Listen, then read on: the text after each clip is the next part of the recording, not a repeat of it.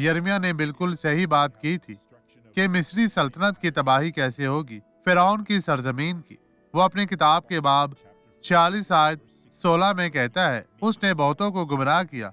हाँ, वो एक दूसरे पर गिर पड़े और उन्होंने कहा, उठो, हम मोहलिक तलवार के जुल्म से अपने लोगों में और अपने वतन को फिर जाएं।